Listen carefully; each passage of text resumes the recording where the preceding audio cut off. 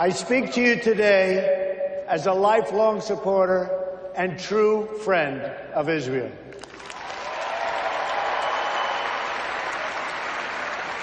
I'm a newcomer to politics, but not to backing the Jewish state.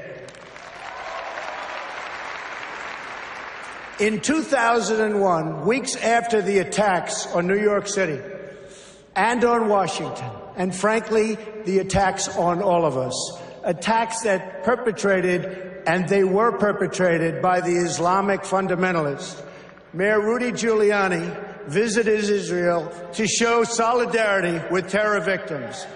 I sent my plane because I backed the mission for Israel 100%.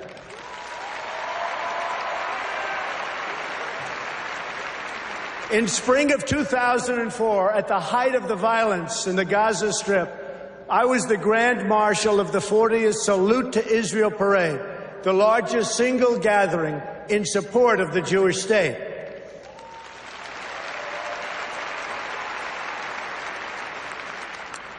It was a very dangerous time for Israel and, frankly, for anyone supporting Israel. Many people turned down this honor. I did not. I took the risk, and I'm glad I did.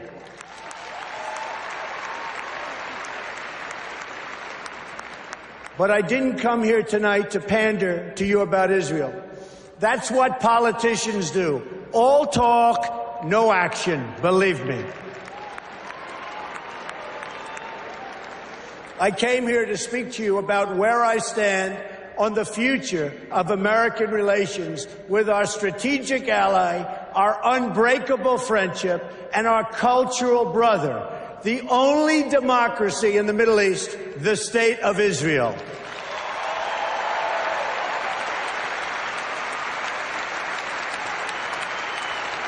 Thank you. My number one priority is to dismantle the disastrous deal with Iran.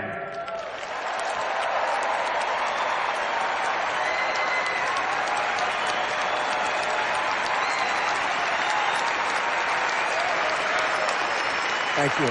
Thank you. I have been in business a long time. I know deal making. And let me tell you, this deal is catastrophic for America, for Israel, and for the whole of the Middle East. The problem here is fundamental. We've rewarded the world's leading state sponsor of terror with $150 billion, and we received absolutely nothing in return.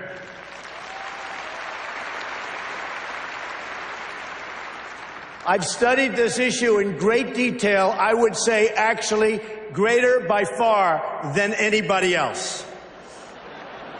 Believe me. Oh, believe me.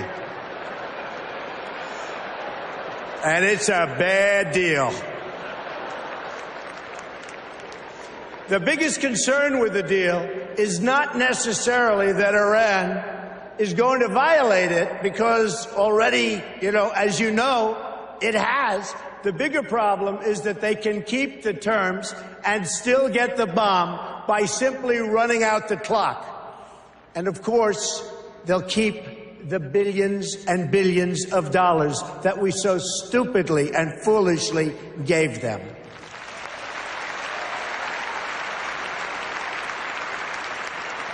The deal doesn't even require Iran to dismantle its military nuclear capability. Yes, it places limits on its military nuclear program for only a certain number of years.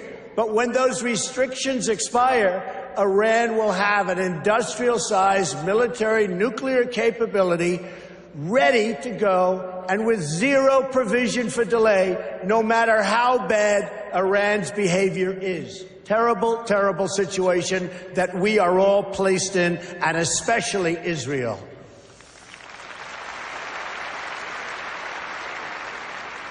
When I'm president, I will adopt a strategy that focuses on three things when it comes to Iran. First, we will stand up to Iran's aggressive push to destabilize and dominate the region.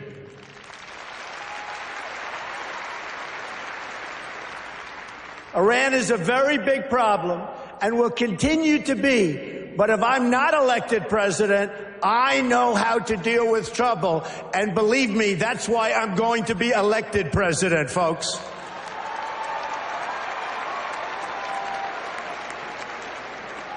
And we are leading in every poll. Remember that, please. Iran is a problem in Iraq, a problem in Syria, a problem in Lebanon, a problem in Yemen, and will be a very, very major problem for Saudi Arabia. Literally every day, Iran provides more and better weapons to support their puppet states. Hezbollah, Lebanon, received, and I'll tell you what, it has received sophisticated anti-ship weapons, anti-aircraft weapons, and GPS systems and rockets like very few people anywhere in the world, and certainly very few countries have. Now they're in Syria trying to establish another front against Israel from the Syrian side of the Golan Heights. In Gaza, Iran is supporting Hamas and Islamic Jihad. And in the West Bank, they're openly offering Palestinians $7,000 per terror attack and $30,000 for every Palestinian terrorist home that's been destroyed. A deplorable, deplorable situation.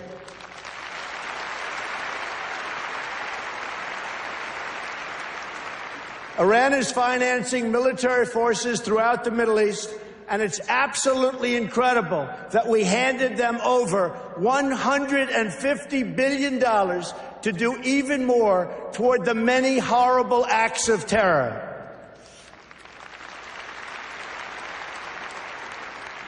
Secondly, we will totally dismantle Iran's global terror network, which is big and powerful, but not powerful like us.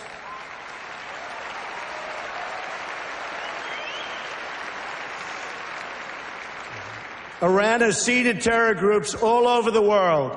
During the last 5 years, Iran has perpetuated terror attacks in 25 different countries on 5 continents.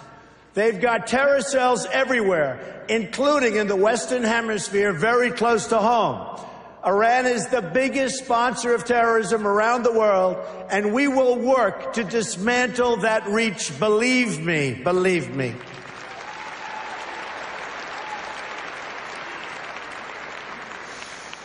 Third, at the very least, we must enforce the terms of the previous deal to hold Iran totally accountable, and we will enforce it like you've never seen a contract enforced before, folks.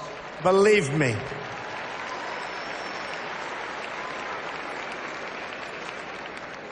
Iran has already, since the deal is in place, test-fired ballistic missiles 3 times. Those ballistic missiles, with a range of 1,250 miles, were designed to intimidate not only Israel, which is only 600 miles away, but also intended to frighten Europe and someday maybe hit even the United States. And we're not going to let that happen. We're not letting it happen, and we're not letting it happen to Israel, believe me.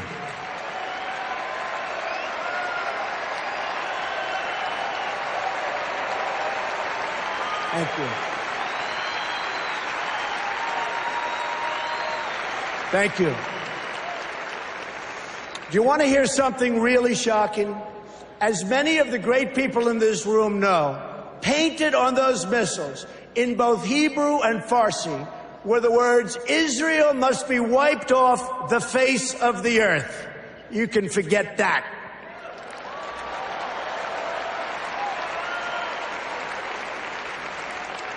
What kind of demented minds write that in Hebrew? And here's another. You talk about twisted. Here's another twisted part. Testing these missiles does not even violate the horrible deal that we've made. The deal is silent on test missiles. But those tests do violate the United Nations Security Council resolutions. The problem is no one has done anything about it. We will, I promise we will.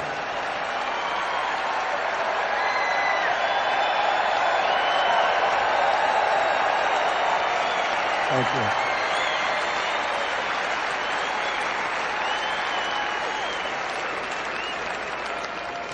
Which brings me to my next point, the utter weakness and incompetence of the United Nations.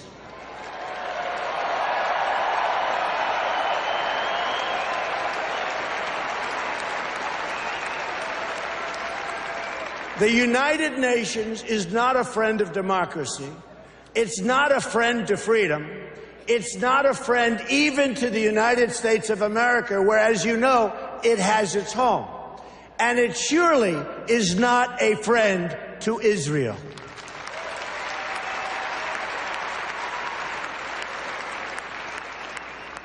With President Obama in his final year, yay.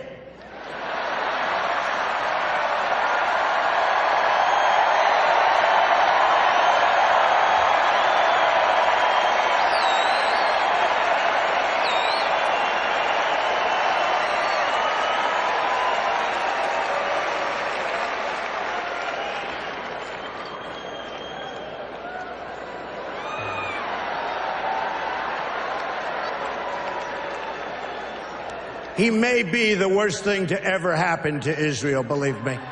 Believe me. And you know it better than anybody. So with the president in his final year, discussions have been swirling about an attempt to bring a Security Council resolution on terms of an eventual agreement between Israel and Palestine. Let me be clear. An agreement imposed by the United Nations would be a total and complete disaster.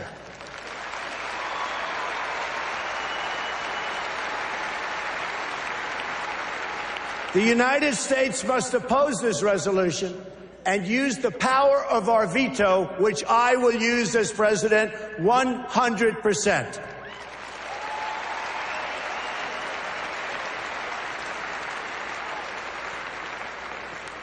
When people ask why, it's because that's not how you make a deal. Deals are made when parties come together. They come to a table and they negotiate. Each side must give up something. It's values. I mean, we have to do something where there's value in exchange for something that it requires. That's what a deal is. A deal is really something that when we impose it on Israel and Palestine, we bring together a group of people that come up with something that's not going to happen with the United Nations. It will only further, very importantly, it will only further delegitimize Israel. It will be a catastrophe and a disaster for Israel. It's not going to happen, folks.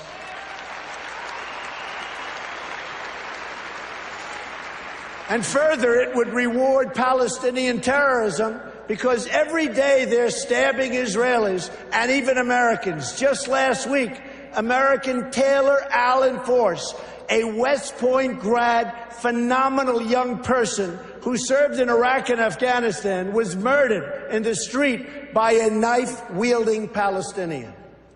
You don't reward behavior like that. You cannot do it.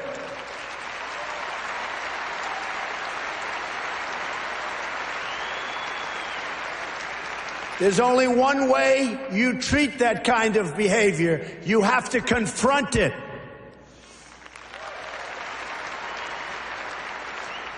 So it's not up to the United Nations to really go with a solution. It's really the parties that must negotiate a resolution themselves. They have no choice. They have to do it themselves, or it will never hold up anyway. The United States can be useful as a facilitator of negotiations, but no one should be telling Israel that it must be, and really that it must abide by some agreement made by others thousands of miles away that don't even really know what's happening to Israel, to anything in the area. It's so preposterous. We're not going to let that happen.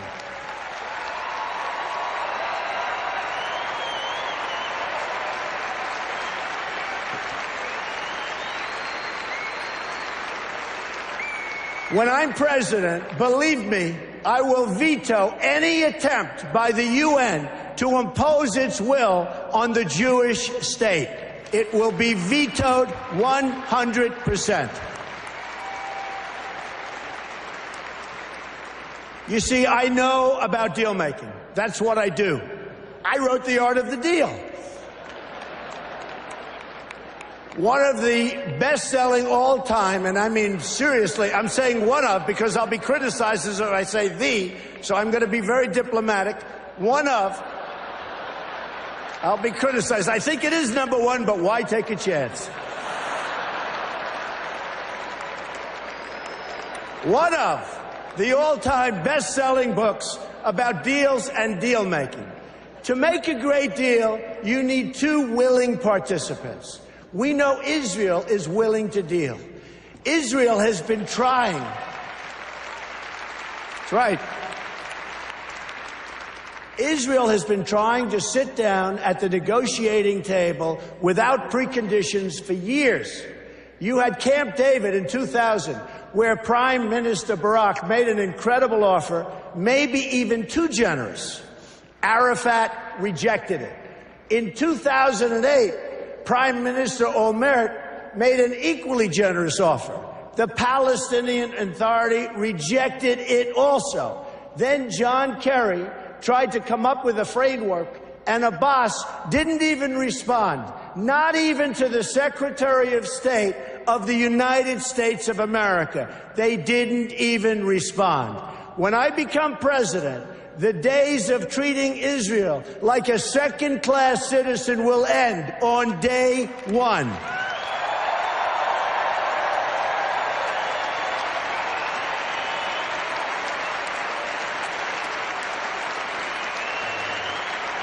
Thank you. And when I say something, I mean it. I mean it. I will meet with Prime Minister Netanyahu immediately. I have known him for many years and will be able to work closely together to help bring stability and peace to Israel and to the entire region. Meanwhile, every single day, you have rampant incitement and children being taught to hate Israel and to hate the Jews. It has to stop.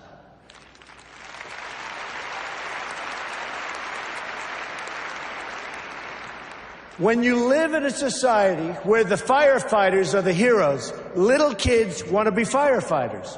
When you live in a society where athletes and movie stars are the heroes, little kids want to be athletes and movie stars. In Palestinian society, the heroes are those who murder Jews.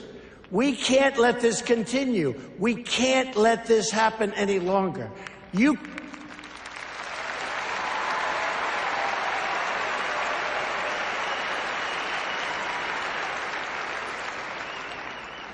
cannot achieve peace if terrorists are treated as martyrs. Glorifying terrorists is a tremendous barrier to peace. It is a horrible, horrible way to think. It's a barrier that can't be broken. That will end, and it'll end soon, believe me.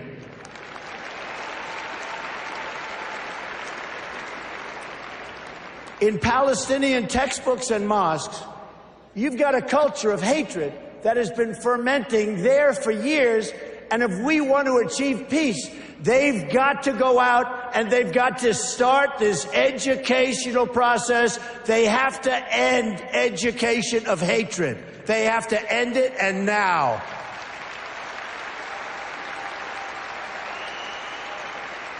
There is no moral equivalency. Israel does not name public squares after terrorists. Israel does not pay its children to stab random Palestinians. You see, what President Obama gets wrong about deal-making is that he constantly applies pressure to our friends and rewards our enemies.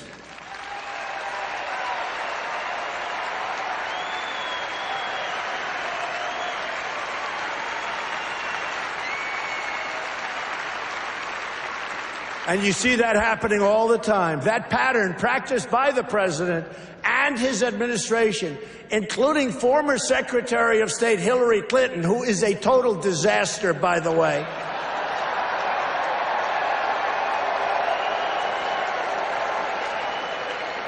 She and President Obama have treated Israel very, very badly. But it's repeated itself over and over again and has done nothing to embolden those who hate America. We saw that with releasing the $150 billion to Iran in the hope that they would magically join the world community. It didn't happen. President Obama thinks that applying pressure to Israel will force the issue, but it's precisely the opposite that happens. Already, half of the population of Palestine has been taken over by the Palestinian ISIS and Hamas, and the other half refuses to confront the first half, so it's a very difficult situation that's never going to get solved unless you have great leadership right here in the United States. We'll get it solved one way or the other. We will get it solved.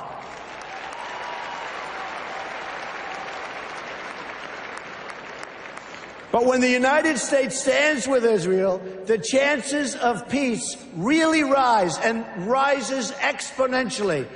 That's what will happen when Donald Trump is president of the United States.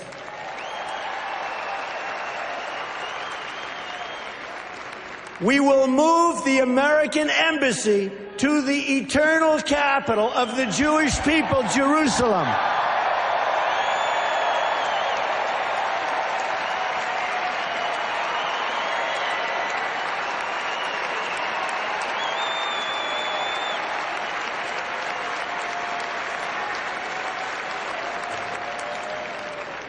And we will send a clear signal that there is no daylight between America and our most reliable ally, the State of Israel.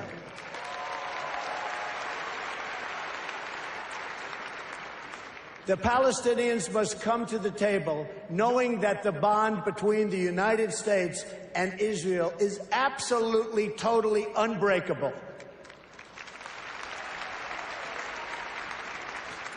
They must come to the table willing and able to stop the terror being committed on a daily basis against Israel. They must do that. And they must come to the table willing to accept that Israel is a Jewish state and it will forever exist as a Jewish state.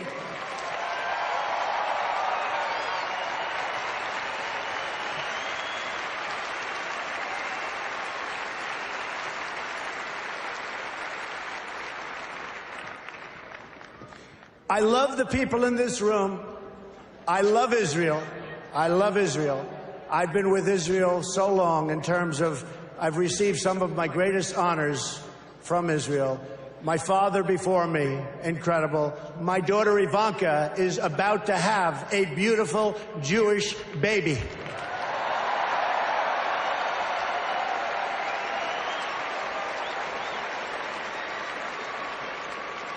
In fact, it could be happening right now, which would be very nice as far as I'm concerned. So I want to thank you very much. This has been a truly great honor. Thank you, everybody. Thank you. Thank you very much.